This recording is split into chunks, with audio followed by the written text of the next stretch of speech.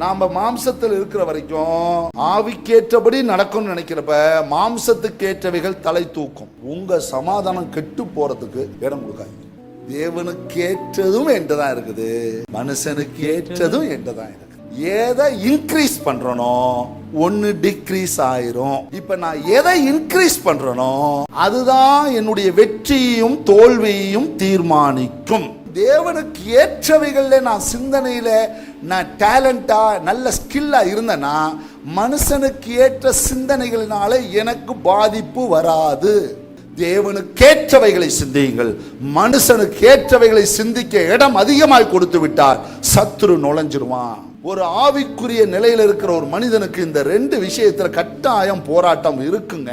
உன் கண்ணு வழியா உனக்குள்ளார கொண்டு போறது மாம்ச சிந்தை. ஆனா உனக்குள்ள இருக்கிறத வெளியே கொண்டு போய் பார்த்திய பிரகாசமா, அதான் தேவனுக்கு ஏற்ற சிந்தை.